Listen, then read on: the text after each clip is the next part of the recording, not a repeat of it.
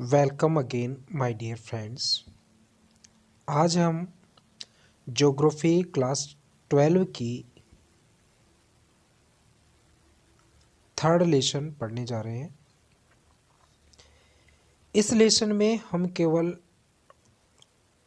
Reading करेंगे, समझाने का कम से कम प्रयास करेंगे और इस वीडियो को केवल तभी देखें जब आपने अपनी स्टडी अच्छे से कर ली है और रिवीजन के रूप में इसको एक क्रैश कोर्स के रूप में ही लिया जाना चाहिए। हाँ, यदि बीच में कोई टॉपिक ऐसा आता है जिसको मुझे लगता है कि समझाना चाहिए, तो उस चैप्टर को, उस पॉइंट को मैं ज़रूर एक्सप्लेन करूँगा। बाकी इसमें ज़्यादातर केवल अपन स्टडी करेंगे, उसको रीडिंग करेंगे।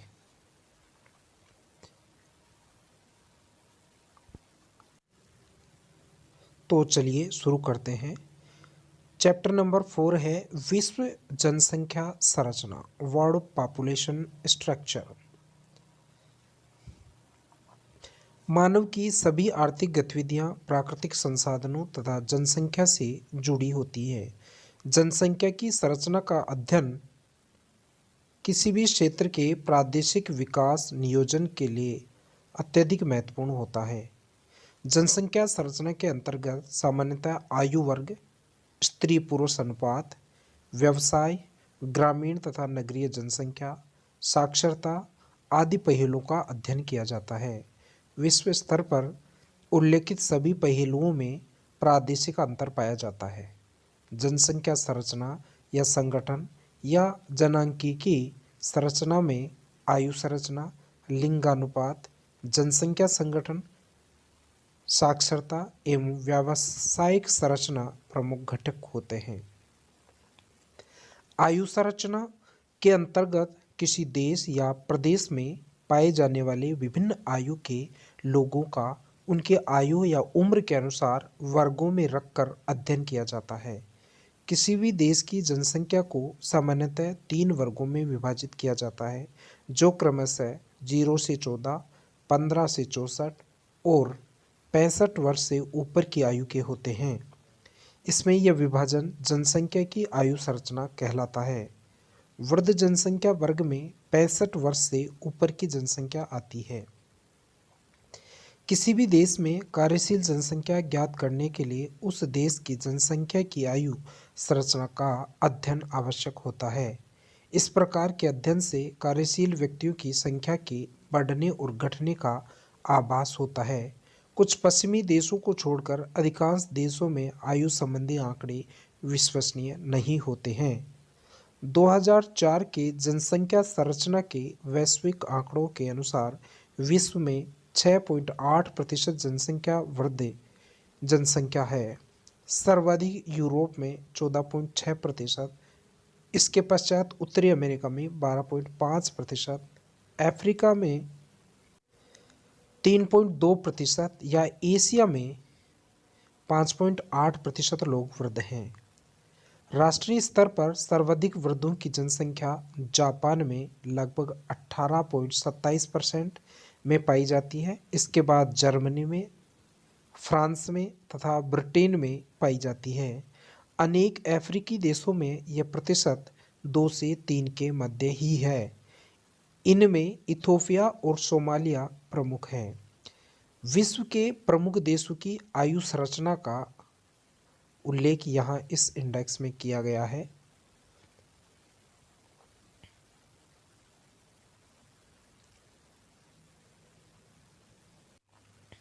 विश्व की लगभग 35.2% जनसंख्या युवा वर्ग में है, जिसमें सर्वाधिक भूमिका अफ्रीका में 44%, एशिया में 33% की है, जबकि उत्तरी अमेरिका में 22.5%, दक्षिण अमेरिका में 41.5% और यूरोप में 17.5% से कम है।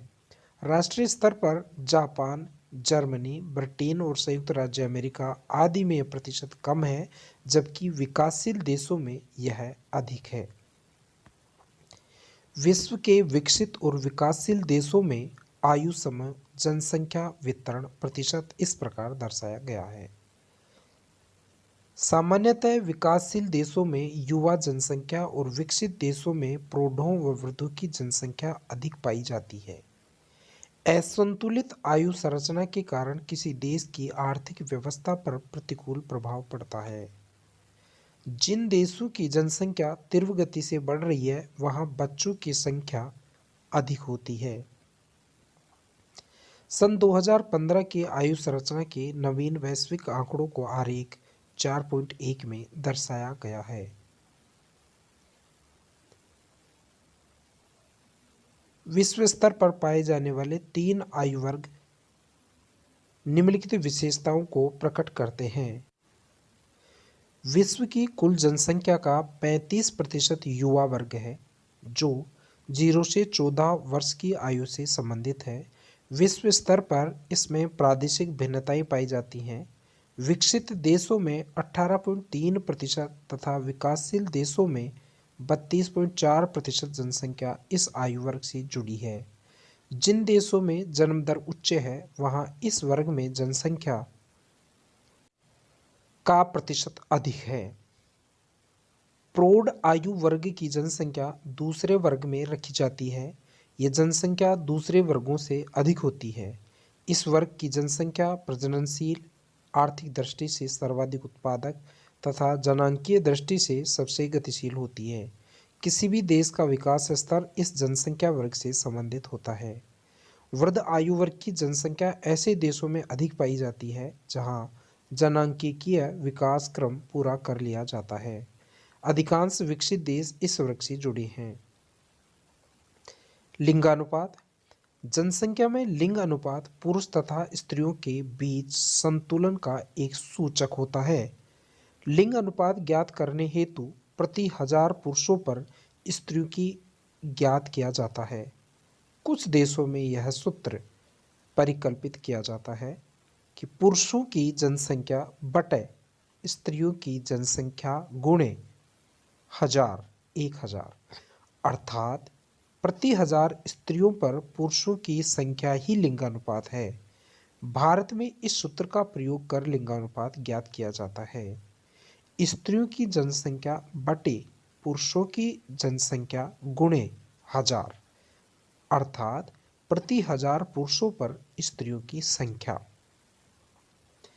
सामान्यतः विश्व के लगभग सभी देशों में पुरुष जन्म स्त्री जन्म से अधिक होता है, परंतु जन्म के पश्चात ही परिस्थितियां इस स्थिति को परिवर्तित कर देती हैं। जिन प्रदेशों में लिंग भेदभाव अनियंत्रित होता है, वहां लिंग अनुपात निश्चित रूप से स्त्रियों के प्रतिकूल होता है। इन देशों में स्त्री भ्रूण हत्या तथा स्त्री शिशु हत्या एवं स्त्रियों के प्रति घरेलू हिंसा की प्रथा प्रचलित है। विकासशील देशों जैसे भारत, पाकिस्तान आदि में सामान्यतः स्त्रियों का समाज में गौण स्थान प्राप्त होने के कारण उनमें प्रजनन के समय हुई मृत्यु दर अधिक ऊंची होती है। इनमें प्रतिकूल लिंगानुपात बढ़ता है तथा समस्त लिंगानुपात अधिकतर महिलाओं के प्रतिकूल हो जाता है। सारणी संख्या 4.3 एवं आरेख 4.2 में महाद्वीपों के अनुसार विश्व लिंगानुपात को दर्शाया गया है।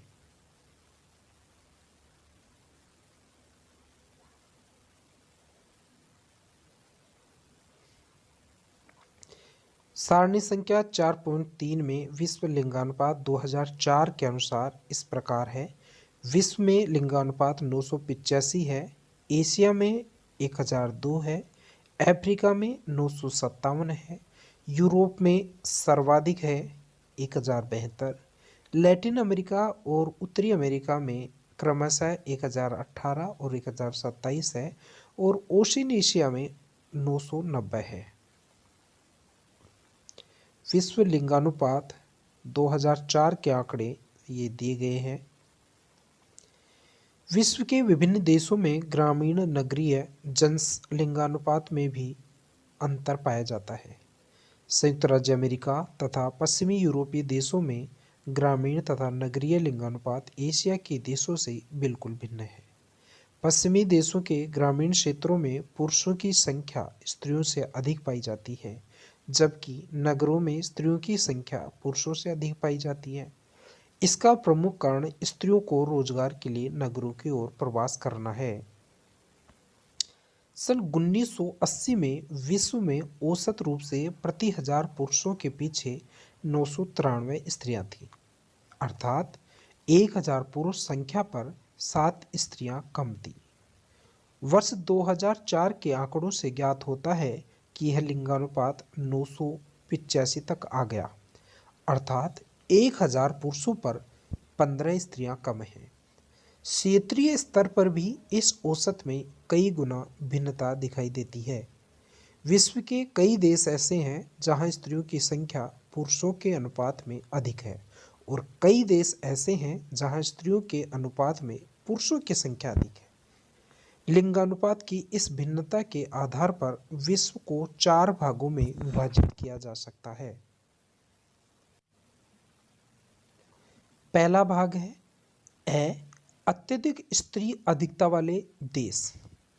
इस श्रेणी में 1050 से अधिक लिंगानुपात वाले देश शामिल होते हैं, जिनमें पश्चिमी यूरोपीय देश, संयुक्त राज्य अमेरिका, कनाडा, दक्षिणी अमेरिका के दक्षिणी क्षेत्रों में स्त्रियों की संख्या अधिक है। दूसरा आता है आपका स्त्री अधिकता वाले देश।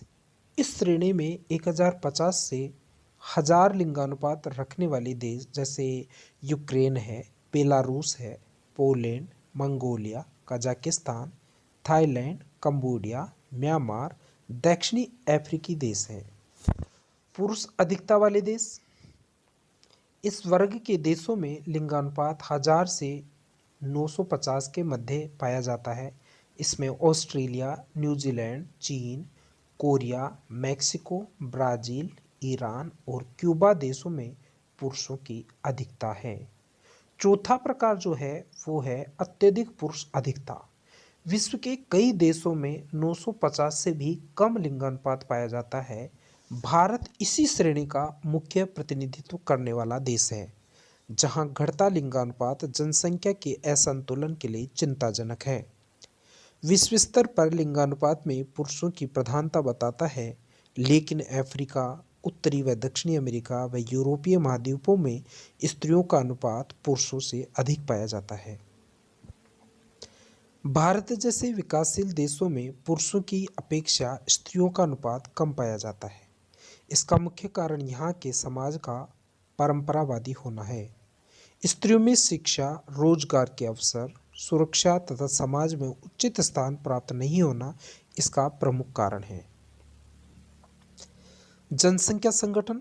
जनसंख्या संगठन में किसी देश की नगरीय व ग्रामीण जनसंख्या के अनुपात को देखा जाता है। गांव में रहने वाली कृषि अथवा प्राकृतिक क्रियाकलापों में संलग्न जनसंख्या को ग्रामीण जनसंख्या और नगरों में निवास करने वाली गैर कृषि कार्य जैसे उद्योग व अन्य सेवाओं में संलग्न जनसंख्या को नगरीय जनसंख्या कहते हैं। ग्रामीण व नगरीय क्षेत्रों में आयु, लिंग, संगठन, व्यावसायिक संरचना, जनसंख्या का घनत्व तथा विकास स्तर अलग अलग होता है। विश्व की कुल जनसंख्या का 50% से अधिक नगरों में निवास करता है। विश्व स्तर पर नगरीय जनसंख्या में प्रतिवर्ष 6 करोड़ की वृद्धि हो रही है, जो ग्रामीण जनसंख्या वृद्धि से 3 गुना अधिक है। एशिया तथा अफ्रीका महाद्वीप में 38% जनसंख्या का निवास नगरों में है, जबकि उत्तरी अमेरिका व पश्चिमी यूरोपीय देशों में 75 से 78% जनसंख्या नगरों में निवास करती है। सारणी संख्या 4.4 और आरेख 4.3 में विश्व जनसंख्या के संगठन को दर्शाया गया है। विश्व की ग्रामीण व नगरीय जनसंख्या का आरेख इस प्रकार है।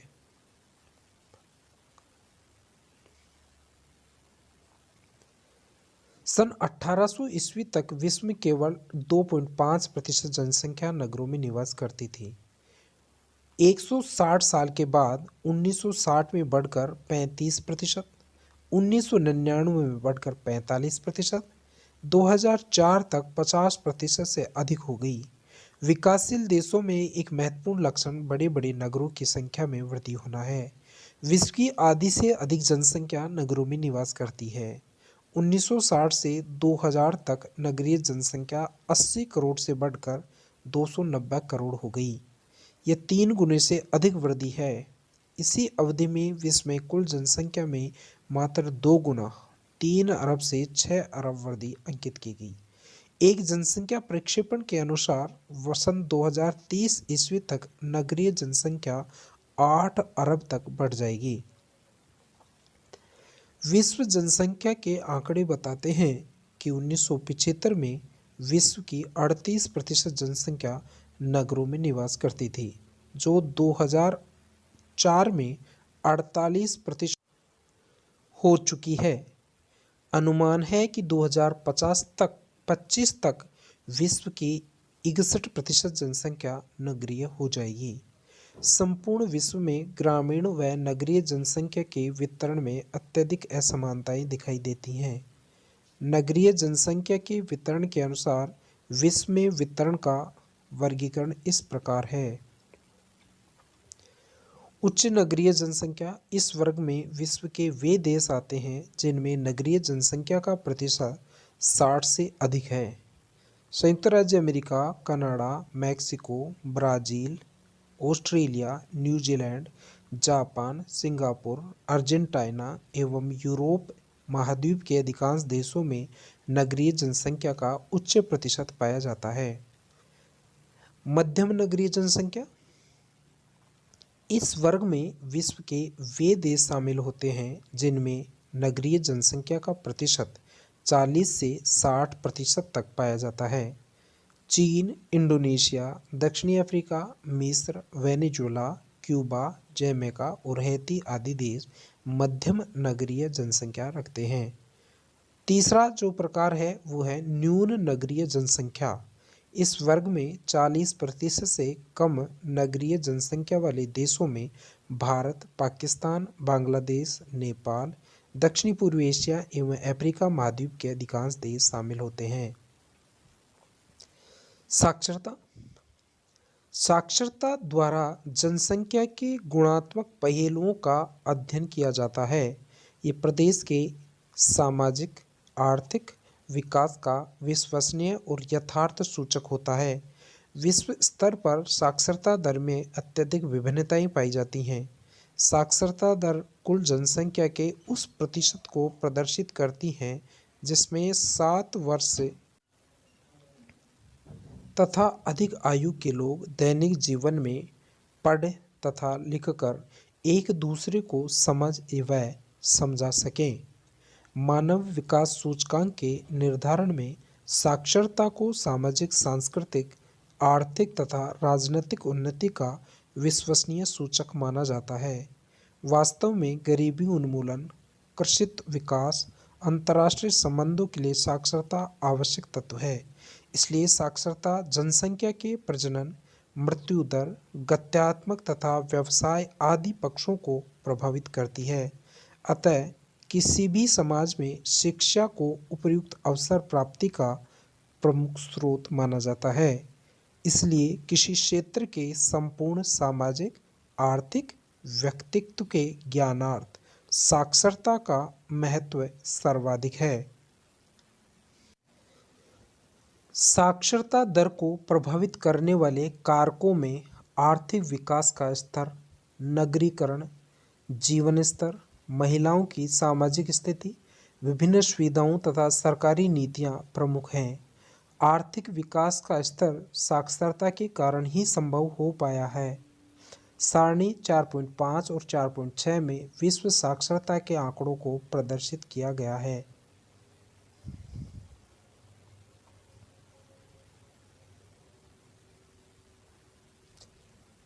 चार पॉइंट 6 में विश्व 100% साक्षरता वाले देश बताए गए हैं, जिसमें जापान में 100% साक्षरता है, ऑस्ट्रेलिया में 100% है, डेनमार्क में भी 100% है, फिनलैंड, स्वीडन और नॉर्वे में 100% है और विश्व में कुल 77 देश जो हैं, विश्व में 77% आपकी साक्षरता दर है। जिन देशों में साक्षरता एवं शिक्षा पर विशेष ध्यान दिया जाता है, वहाँ की जनसंख्या विभिन्न क्षेत्रों में उन्नति एवं विकास करती है। विश्व स्तर पर सभी देशों की सरकार इस ओर प्रयत्नशील रहती है कि उन्नत तथा नगरीय अर्थव्यवस्था उच्चतर साक्षरता दर तथा उच्चतर शैक्षिक स्तर को प्रतिबिंबित करती है। विकासशील देशों की इस ओर ध्यान देने की विशेष आवश्यकता है। जनसंख्या की व्यावसायिक संरचना। व्यावसायिक संरचना के अंतर्गत कुल जनसंख्या में कार्यरत जनसंख्या के विभिन्न व्यवसायों अथवा कार्यों में संलग्नता का अध्ययन किया जाता है। परिश्रम युक्त व्यावसायिक कार्यों में जुड़ी तथा इन्हीं कार्यों से जीविकोपार्जन करने वाली जनसंख्या को आर्थिक रूप से सक्रिय जनसंख्या कहा जाता है। किसी निश्चित आर्थिक कार्य के अंतर्गत जुड़ी हुई है, इसी सक्रिय जनसंख्या के आनुपातिक वितरण को जनसंख्या की व्यावसायिक संरचना कहते हैं। संयुक्त राष्ट्र के अनुसार कई प्रकार की व्यावसायिक वर्ग होते हैं, जैसे कृषि, वानिकी, आखीट, मत्स्य पालन, पशुपालन, खनन, उत्खनन, विनिर्माण उद्योग, निर्माण कार्य, बिजली, गैस, जल एवं स्वास्थ्य सेवाएं, वाणिज्य, परिवहन, भंडारण एवं संचार सेवाएं तथा अनेक अवर्गीकृत व्यवसाय। यह वर्गीकरण अंतर्राष्ट्रीय तुलना के लिए होता है, लेकिन प्रत्येक देश अपनी जनसंख्या को अपनी आवश्यकता अनुसार अलग अलग व्यावसायिक वर्गों में वर्गीकृत करता है। कार्यशील जनसंख्या अर्थात 15 से 59 आयु वर्ग के स्त्री और पुरुष। कृषि, वानिकी, मत्स्य, विनिर्माण, निर्माण, व्यावसायिक परिवहन, सेवाओं, संचार तथा अन्य अवर्गीकृत सेवाओं में संलग्न है। जिन देशों में अल्प विकसित अर्थव्यवस्था पाई जाती है, वहाँ प्राथमिक व्यवसाय में जनसंख्या का अनुपात अधिक सक्रिय रहता है। विश्व के विकासशील देशों या विकसित होती अर्थव्यवस्था में द्वितीय तथा तृतीय कार्यों में कार्यशील जनसंख्या का अनुपात अधिक होता है। अति विकसित या औद्योगिकृत देशों में तृतीयक व्यवसाय में 40 से 45% तक कार्यशील जनसंख्या सक्रिय रहती है।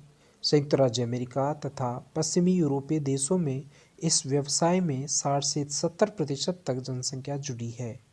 चतुर्थक व्यवसाय का प्रतिशत जनसंख्या में तुलनात्मक रूप से कम पाया जाता है, लेकिन इसकी आय सर्वाधिक होती है।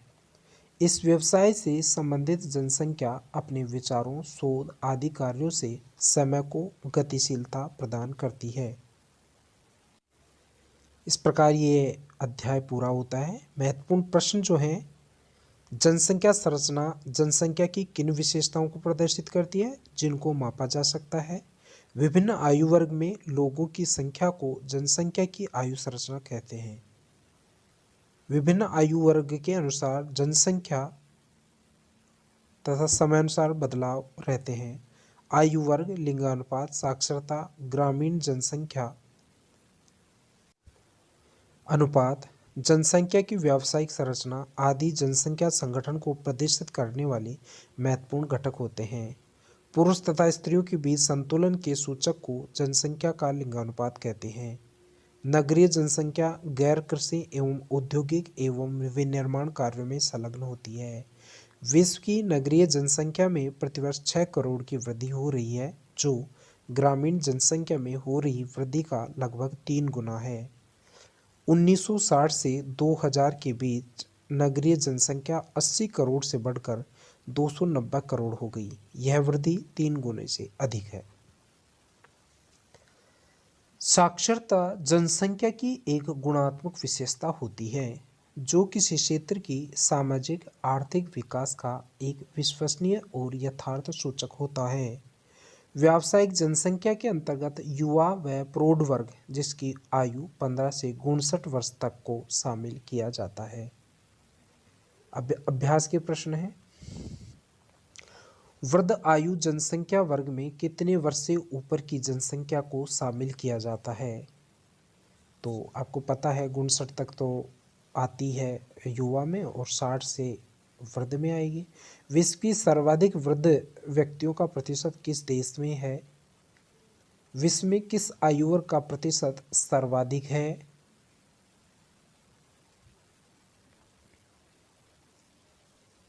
100% साक्षरता वाला देश कौन कौन से हैं? इसमें आपको सबको जापान के साथ ही और भी देशों के बारे में बताना है। उच्च नगरीय जनसंख्या किस देश में पाई जाती है? आयु वर्ग के अनुसार किस वर्ग में सर्वाधिक जनसंख्या पाई जाती है? जनसंख्या संरचना में बाल वर्ग किस आयु वर्ग में शामिल है? साक्षरता का महत्व समझाइए। कृषि किस प्रकार के व्यावसायिक वर्ग से संबंधित है? विश्व में सर्वाधिक नगरीय जनसंख्या किस महाद्वीप में है? जनसंख्या संरचना या संगठन से क्या तात्पर्य है? लिंग अनुपात किसे कहते हैं? विकासशील देशों में नगरीकरण की दर तेजी से क्यों बढ़ रही है? आयु संरचना का क्या महत्व है? इसमें दो निबंधात्मक प्रश्न है। जनसंख्या के ग्रामीण नगरीय संगठन का वर्णन कीजिए और लिंग संरचना द्वारा प्रकट की जाने वाली विश्व जनसंख्या की विशेषताओं का वर्णन कीजिए। साथ ही आंकिक प्रश्न है, विश्व में लिंगानुपात के आंकड़ों को पिरामिड आरेख में प्रदर्शित कीजिए। Thank you very much.